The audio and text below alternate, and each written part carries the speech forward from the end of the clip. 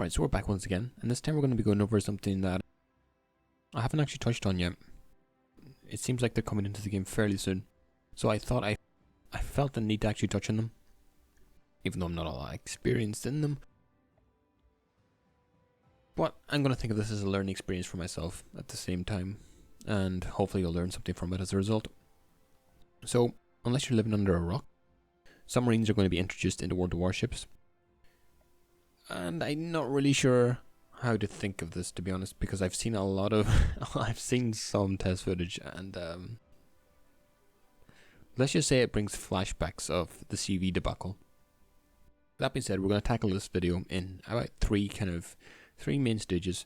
Firstly, we're going to go through the previous tests, why the submarines were introduced, stuff like that. Second point is obviously going to be going over the most recent test, the beta test 3. We're going to have a clip or so, we're going to discuss some Reddit comments, stuff like that. And then stage 3 is where I just throw in my general predictions about how I think this is going to go, how they think this is going to play out, what can be done, what can't really be done, stuff like that. So with that being said, let's go into the first point. Now, initially, I think Wargaming said that submarines weren't actually going to be introduced into the game, but that apparently changed. And after the event, the Terror of the Seas, it felt as though Wargaming felt that the popularity was there to actually put them into full development and actually start developing submarines. Now, since that, there's been 2 beta tests before the most recent one a couple of days ago. And I don't really want to comment too much on these because so much has changed between each beta test that I feel that it would be almost pointless for me to just talk about these things. So let me just say how the submarine play kind of works. Obviously you're in a submarine, you're underwater, you have to surface, I'm pretty sure, to actually shoot. At least in the previous test you had to surface in order to shoot your torpedoes. I'm not so sure now that that actually needs to happen because of the fact that you can actually shoot the enemy submarines underwater. You also have hydroacoustic search, which actually highlights the underwater portion of the map. You can spot DDs pretty easily by pinging them, even through smoke, which seems a bit broken to me. I think other than that, I think that's the main aspects to take away from it. I think that's the current state, and the first 2 beta tests kind of took us to that point. Again, I'm sure Wargaming has loads of stats, loads of data on how the first 2 went, and that's led into the changes for the 3rd beta test. And I'm sure the submarines are going to change a lot more since then, or since that test completed a couple of days ago. But yeah, I think the first 2 beta tests were just kind of feeling out how the gameplay is going to actually interact with other classes of ships before they actually kind of go more in depth of actually making the gameplay more balanced. So again, there's not that much to take away from those.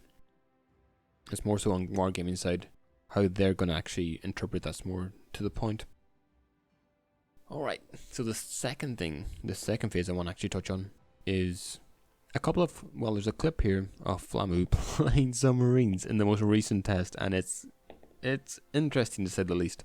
So we're going to play that clip and just have a look at this. Potato thing. Shit, it's not gonna be enough lead, is it? Shit, I'm still using fast ping. I thought I switched, but I didn't. They did turn for him, though.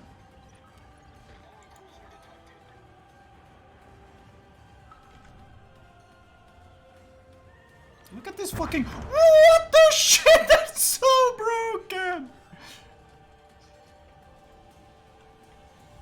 Yeah, there's not much more comment on that other than it's broken as all hell. I mean, the fact that you can ping a DD like that and have torpedoes literally doing S's in the water to follow it with no evasive maneuvers basically possible is absolutely broken to all hell. Now I'm going to bring up a couple of Reddit comments you can read here about how to maybe solve the issue, how to make them more balanced.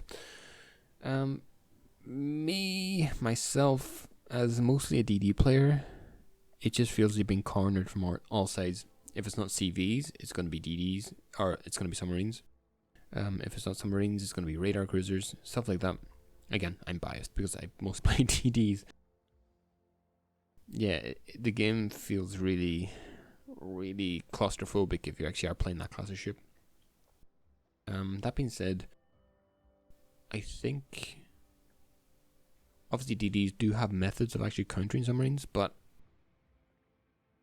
I watched a little bit more of Flammu's gameplay, and the ability to counter with DDs isn't necessarily all that there, because there was one actually specific clip that I watched. I don't know if it was a clip or actually his live stream, where DD actually charged straight at his submarine. All he had to do was basically shoot torpedoes, ping the bow of the enemy DD, and he instantly popped. Because a couple of things. Damage on the torpedoes is so damn high. B, either the tracking's way too high, and C, you can't really charge straight in against a submarine. All of those things are kind of,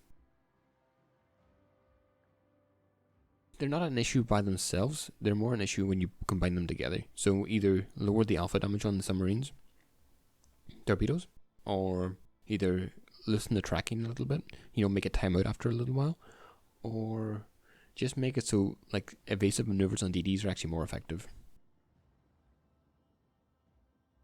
So that's really all I wanted to touch on with the most recent test. Again, I haven't played submarines yet. I'm just kind of spitballing what I think from what I've seen.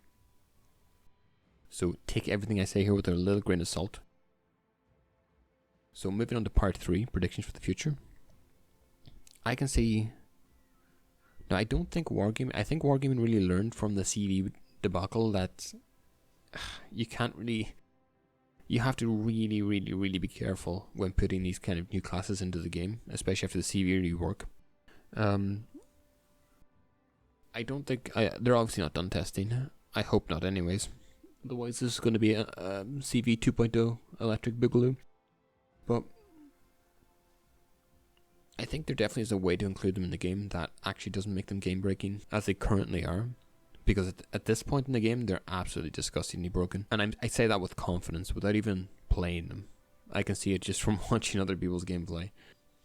And the way I judge this is that I look at the top 0.1% of players, and then judge from there, because that's basically the pinnacle of the game, and they're basically exploiting everything that the ship class can do. So from there on down, it's probably going to get better, but again, if the main issue is there at the top 0.1%, it's always going to be game breaking lower down, because it's going to be easier to implement. So with that being said, this is just a short little video. I didn't want to really delve in too deep. I just wanted to give some thoughts. And so yeah, I hope you enjoyed it. I hope you maybe learned something that you didn't really know about the submarines beforehand. And yeah, I'll see you in the next one.